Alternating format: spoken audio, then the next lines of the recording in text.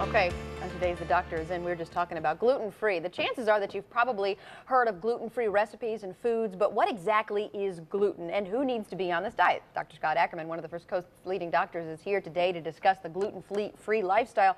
And this is something that was just on First Coast News last night. They were diving into restaurants, whether or not that they actually had gluten-free products and recipes on the menu. So let's just go back to the beginning. And what the heck is gluten?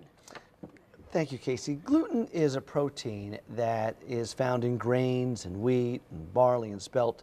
It's the major protein found in those grains. And we take that protein and we sometimes extract it out of those and we put it into other foods to act as a thickener. So here I brought some examples today of gluten-full and gluten-free foods. I thought I'd put the good healthy ones on your side. In front of me, and I've been eating the Chex Mix ever since you put it there, so great, thanks. So typical gluten-full foods or foods with high gluten are things like pasta, breads, of course. Believe it or not, soy sauce has a lot of wheat in it, and that wheat has gluten in it. And soups, a lot of soups have some thickening agents in them that are made from wheat products that are gluten. Other than things that I have here, we have things like vitamins. Vitamins are bound together by a bonding product that's made with gluten. So there's other choices that one can make that are gluten-free. People that have gluten sensitivity, which we'll talk about in a second, because the glutens sometimes can be difficult for humans to digest and can cause problems for some people. So those people that have problems with gluten go on a gluten-free diet. And here's some examples. We have some rice crisps over here. These are some nice rice crackers over here. A lot of dressings are high in gluten, and some are low in gluten. Here's some one. Some are gluten, yeah, they say right on the bottle. And this one here, it says gluten-free. I don't know if you can see it on the camera, but these are the sort of things. And quinoa. Yeah, this is really good. It's like rice. I like it much more than rice, and it's gluten-free. And gluten-free. Okay, so when you talk about the people who need to be on this gluten-free diet, because you hear a lot of people saying, well, I'm just not going to eat gluten, it's going to make me feel better. But who really needs to limit gluten from their diet? Well, there are certain people that have a disease called celiac disease. This is an autoimmune disorder that makes so that gluten causes problems in your small bowel.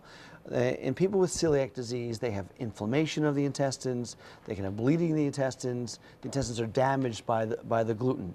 And that also makes it difficult for them to absorb certain nutrients, absorb the fluids and fibers and those sort of things from foods. So they get bloating and problems with malabsorption of vitamins and minerals. But there are people that don't have frank celiac disease but have a sensitivity to gluten. So there's a whole spectrum. There's people that can eat anything they want, and there's celiac disease over here. But in the middle is a spectrum of people, and there's a lot of people in that spectrum that have a gluten sensitivity. So they don't have the full-blown bleeding and irritation of the bowel, but they get some of the same symptoms, some bloating and some gastrointestinal disturbances. So how do you know if you have one or the other? I mean, how do you know if you have celiac disease or just a gluten sensitivity? Well, to diagnose celiac disease, it means doing a full workup with a gastroenterologist and getting a biopsy of your colon. But to know that you might have some issues with gluten sensitivity, the symptoms that you might have are bloating or gastrointestinal problems, indigestion after eating a meal that's high in gluten. So if you have a nice sandwich with some pasta and you feel bloated and you feel miserable that evening, maybe you have a sensitivity to gluten. If you have sensitivity to gluten, you also have problems with absorption of iron, which would give you anemia, absorption of calcium, which would give you osteoporosis. It can make you feel exhausted, make you feel depressed, give you kind of achy joints. So if you have any of these kind of symptoms, it may make you think that you have some sort of sensitivity, if not celiac disease. I've heard some people say, you know, I'm going to limit the gluten, I'm going to limit the wheat because it's going to be healthier for me, it's better for my body, better for my digestion. Is that true? I mean, well, in some people, it actually makes them feel better, makes them feel healthier because they're not having the gastrointestinal problems. But switching a diet from a gluten diet to a gluten-free diet doesn't necessarily mean that you're eating healthier. It doesn't really aid in weight loss. When we take the gluten out of foods, we have to put something else in to bind the foods, and sometimes those things are fats. And the gluten adds a little bit of taste to it as well. So what do we add? We add sugar. So in gluten-free foods, they may be high in fats, they may be high in sugar, they may be high in calories, and they may be missing some important elements. So again, you want to look to eat healthy, maybe dial back your gluten a little bit.